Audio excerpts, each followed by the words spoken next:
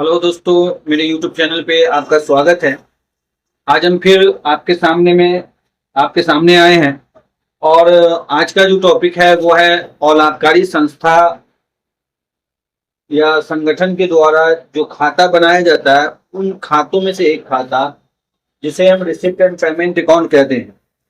ये receipt and payment account है क्या, उसके बारे में आज हम चर्चा करेंगे। इसकी विशेषता क्या है, इनका क्या उद्देश्य है और ये खाता जो है किस तरह से बनाया जाता है, इसके बारे में आज हम चर्चा करेंगे। इस चर्चा को आगे बढ़ाने से पहले आपसे एक छोटी सी रिक्वेस्ट है कि आप अगर मेरे YouTube चैनल पे नए हैं तो इसे सब्सक्राइब करें और इसे लाइक और शेयर करें। चलिए तो आज हम शुरू करते हैं। ये जो खाता है रिसिप्ट एंड पेमेंट अकाउंट या प्राप्ति और भुगतान खाता या रसीद और भुगतान खाता, इसको कहेंगे रसीद और भुगतान खाता। यह प्राप्ति और भुगतान खाता है, ये वैसा खाता है जो अलाभकारी संगठन के द्वारा बनाया जाता है या अलाभकारी संस्था के द्वारा बनाया जाता है। यह खाता जो है रोकड़ बही या कैश बुक के आधार पे बनाया जाता है। किसके आधार पे बनाया जाता है?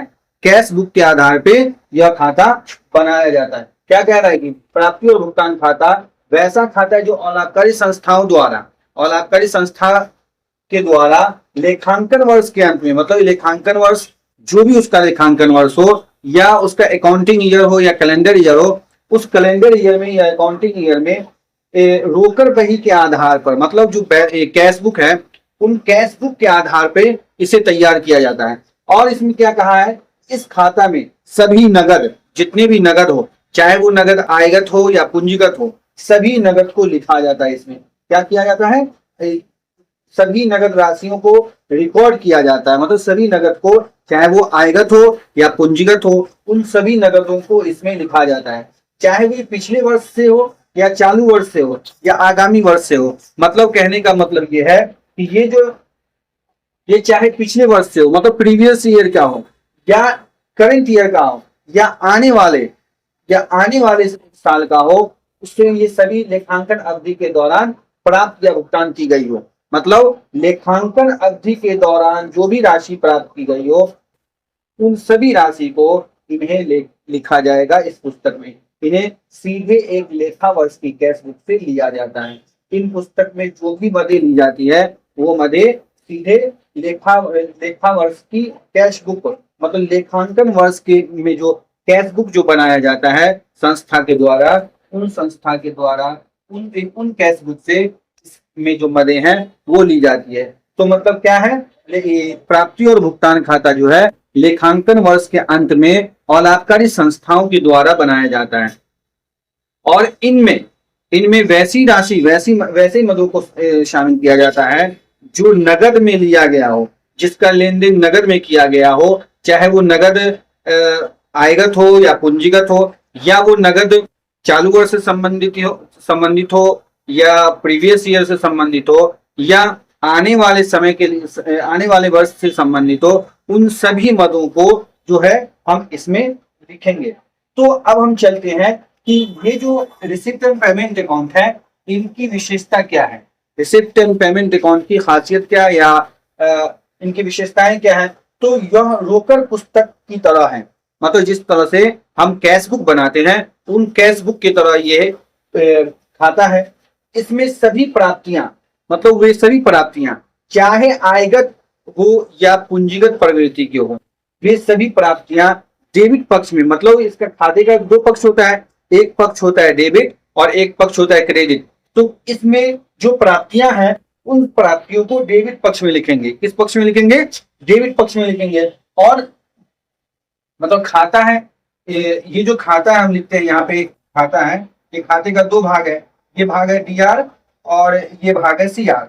मतलब ये डीआर भाग है और ये सीआर भाग है। ठीक है। तो चाहे खाते में जो भी प्राप्तियां हो, पूंजीगत हो या आयगत हो, इन सभी को हम डेबिट पक्ष में लिखेंगे। तो इसको हम कहते हैं रिसिप्ट और इसको कहते हैं हम पेमेंट। ठीक है। तो क्या कहा है कि इसमें सभी प्राप्तियां चाहे वो आयगत हो या पूंजीगत हो, डेबिट पक्ष में लिखा जाएगा। ठीक है। हम अगला चलते हैं। कह रहा है कि सभी भुगतान चाहे आयगत हो, मतलब हम जो भी पेमेंट किए होंगे, जिस तरह का भी पेमेंट किए हैं, उन सभी पेमेंटों को क्रेडिट पक्ष में लिखेंगे। वे पेमेंट चाहे हमारे किस प्रवृत्ति का हो, चाहे वो पूंजी आयगत प्रवृत्ति की हो या पूंजीगत प्रवृत्ति की हो, ठीक है। तो इन सभी पेमेंटों को, इन सभी भुगतान को हम किस पक्ष में लिखेंगे, सीआर साइड में लिखेंगे। मतलब ये सीआर साइड है हमारा, इस सीआर साइड में मतलब ये जो है पेमेंट साइड होता है, ये हमारा क्या साइड होता है, पेमेंट साइड होता है, और ये साइड जो होता है वो रिसिप्ट साइड होता है, ठीक है। तो ये इसका दो भाग होता है, खाते का दो भाग होता है, एक खाता एक भाग होता है डीआर साइड और दूसरा भाग जो होता है सीआर साइड। तो डीआर साइड में हम रिसिप्ट को लिखते हैं, मतलब जितने भी जो भी हम प्राप्त करेंगे, जो भी हम रिसीव करेंगे, उन सभी को रिसिप्ट में लिखेंगे, मतलब डीआर पक्ष में लिखेंगे, ठीक है। और हम जितना भी हम पेमेंट करेंगे, चाहे वो आयगत हो या पूंजीगत हो, उन सभी को हम किस में लिखेंगे, उन सभी को हम पेमेंट साइड में, मतलब सीआर साइड में, खाते के सीआर साइड में लिखेंगे। अब हम आगे चलते हैं, कह रहे कि इसमें गैर रोकर मदे, मतलब जो नन कैश आइटम है, चाहे वो नन कैश आइटम में जैसे डिप्रिसिएशन हो गया, हरास जिसको हम कहते हैं, डिप्रिसिएशन हो गया, या उपार्जित या अदत्त व्यय नहीं लिखा जाएगा। एक इसमें एक ये ऑब्जेक्टिव भी आएगा एग्जाम में कि क्या प्राप्ति और भुगतान खाते में गैर रोकर मदों का लेखा होगा, तो इसमें हम कहेंगे गैर रोकर मदों का लेखा इसमें नहीं किया जाएगा। जैसे गैर रोकर मद में क्या आ गया, हरास आ गया, मतलब डिप्रिसिएशन आ गया, या उपार्जित और अदत्त व्यय, मतलब आउटस्टैंडिंग एक्सपेंसेज, अदत्त व्यय जो है उनका लेखा इसमें नहीं किया जाएगा। कह रहा है कि उसमें आगे हम चलते हैं तो क्या कह रहा है कि इस खाते की शुरुआत ओपनिंग बैलेंस से की जाती है। मतलब जब हम खाता बनाना शुरू करेंगे तो इन खाते का जो शुरुआत होगा यहां से ये शुरू होगा, तो इसमें लिखेंगे ओपनिंग बैलेंस, मतलब बैलेंस बीडी जो हम कहते हैं, बैलेंस बीडी लिखेंगे। बैलेंस बीडी में कैश आ गया, कैश इन हैंड आता है और कैश एट बैंक आता है, ठीक है, कैश एट बैंक आता है। तो बैलेंस बीडी शुरू करेंगे, मतलब क्या कह रहे हैं, इस खाते की शुरुआत ओपनिंग बैलेंस से की जाती है। मतलब ओपनिंग बैलेंस, शुरुआती जो बैलेंस होगा हमारे पास, उन बैलेंस से इन खाते की शुरुआत करेंगे हम। उसके बाद क्या कह रहा है, इस खाते में अंतिम, तो इसमें जो है, इसमें गैर रोकर मदे, हरास या उपार्जित और अदत्त व्यय नहीं लिखा जाएगा। उसके बाद हम आगे चलते हैं तो इसमें क्या कह रहा है कि इस खाते की शुरुआत जो करते हैं हम, वो ओपनिंग बैलेंस से करते हैं। क्या करते हैं, ओपनिंग बैलेंस से करते हैं। मतलब खाता का दो साइड, एक रिसिप्ट और दूसरा पेमेंट। और रिसिप्ट जब हम खाता जब बनाना शुरू करेंगे तो ओपनिंग बैलेंस से शुरू करेंगे। जो ओपनिंग बैलेंस में क्या आ जाएगा, कैश इन हैंड आ जाएगा और कैश एट बैंक आ जाएगा, ठीक है। और अगला क्या कह रहा है, इस खाते में अंतिम शेष निकाला जाता है।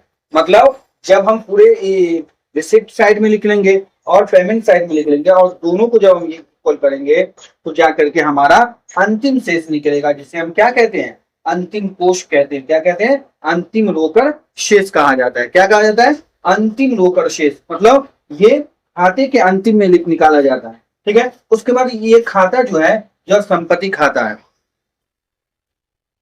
यह खाता क्या है, एक संपत्ति खाता है या वास्तविक खाता है, मतलब रियल अकाउंट है। ये खाता क्या है, या रिसिप्ट एंड पेमेंट अकाउंट जो है वो एसेट्स अकाउंट या रियल अकाउंट है। एग्जाम के ऑब्जेक्टिव में पूछा जाएगा कि रिसिप्ट एंड पेमेंट अकाउंट या प्राप्ति और भुगतान खाता कौन सा खाता है, प्राप्ति और भुगतान खाता कौन सा खाता है, तो हम लिखेंगे, क्या करेंगे, वास्तविक खाता या संपत्ति खाते में हम टिक मार देंगे, ठीक है। तो इसमें हम क्या कहें, इस खाते में जो है कोई भी उधार लेन देन नहीं किया जाएगा। क्या नहीं किया जाएगा, कोई भी उधार लेन देन नहीं किया जाएगा। और गैर रोकर मदे, जितने भी गैर रोकर मद हो उन सभी का लेखा इसमें नहीं किया जाएगा। और इसमें एडवांस का लेखा नहीं किया जाएगा। इसमें जो भी बकाया हो उनका लेखा नहीं किया जाएगा। इसमें जो लेखा किया जाता है वो एक्चुअल कैश का लेखा किया जाता है। क्या किया जाता है, एक्चुअल कैश का लेखा इसमें किया जाता है। और ये जो आखिरी में, साल के आखिरी में ये जो शेष प्रकट करता है वो अंतिम, यह जो है अंतिम रोकड़ शेष प्रकट करता है। क्या करता है, अंतिम रोकड़ शेष यहाँ पे लिखा जाता है, अंतिम रोकड़ शेष, और यही प्रकट, वो जो है साल के आखिर में इसे निकाला जाता है, ठीक है। तो ये था हमारा रिसिप्ट एंड पेमेंट अकाउंट क्या है उनकी क्या विशेषताएं हैं और ये कैसे बनाया जाता है, इसको हम आगे चर्चा करते हैं। तो आगे हम देखते हैं कि सामान्य नियम मतलब जनरल रूल। ये प्राप्तियां दो तरह का होता है, ये हम बताए थे कि एक होता है आयगत प्राप्तियां और एक होता है पूंजीगत प्राप्तियां। आयगत प्राप्तियां जो एक साल के लिए जो प्राप्त होता है वो आयगत कहलाता है, और पूंजीगत प्राप्तियां जो लंबे सालों के लिए मतलब लंबे समय के लिए जो प्राप्त होता है वो पूंजीगत प्राप्तियां होता है। तो देखते हैं हम क्या होता है कि आयगत प्राप्ति में जो आइटम जो है वो शामिल है वो है दान और सामान्य दान, मतलब डोनेशन या जनरल जो डोनेशन है उस तरह का है, और चंदा और प्रवेश शुल्क मतलब एंट्रेंस फी।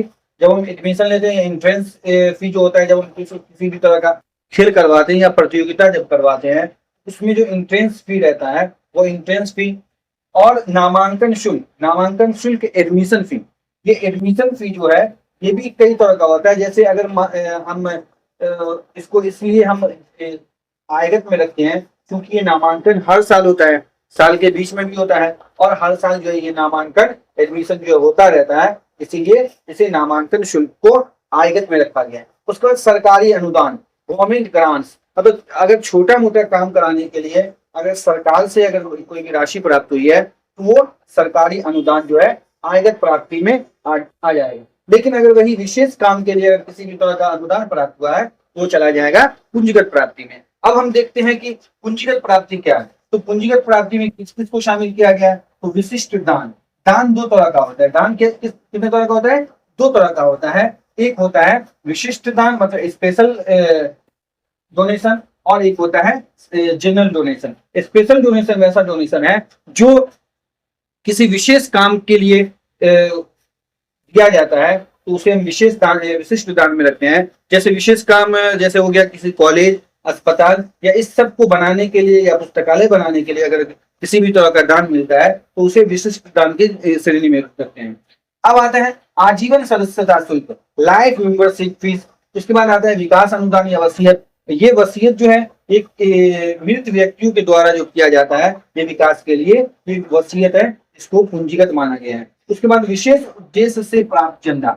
अगर किसी विशेष उद्देश्य के लिए चंदा किया गया है, जैसे हॉस्पिटल, पुस्तकालय या सरकारी भवन या सरकारी स्कूल या मैरिज हॉल, इन सब को बनाने के लिए अगर किसी भी तरह का चंदा प्राप्त हुआ है तो वो चंदा आ जाएगा, विशेष चंदा आ जाएगा। ठीक है। उसके बाद आता है समर्पित निधि। इस समर्पित निधि को भी जो है कैपिटल रिसिप्ट में शामिल किया गया है। तो ये है रेवेन्यू रिसिप्ट और ये है पूंजीगत मतलब कैपिटल रिसिप्ट। तो आज के लिए क्लास यहीं पे खत्म किया जाता है। आगे हम लोग पढ़ेंगे दान होता क्या है और दान के कितने प्रकार हैं और चंदा क्या है, चंदा को आयगत क्यों माना गया है, या अगर चंदा विशेष तरीके से प्राप्त हुआ है तो उस चंदे को विशेष चंदा क्यों माना गया है। और हम ये भी जानेंगे कि रिसिप्ट एंड पेमेंट अकाउंट या प्राप्ति और भुगतान खाता या रसीद और भुगतान खाता जो कैसे तैयार किया जाता है। तो इन सभी को जो है कल हम अगले क्लास में हम देखेंगे। और हमारे एक बार फिर से आपसे ये रिक्वेस्ट है कि हमारे चैनल को सब्सक्राइब करें और ज्यादा से ज्यादा लोगों तक शेयर करें।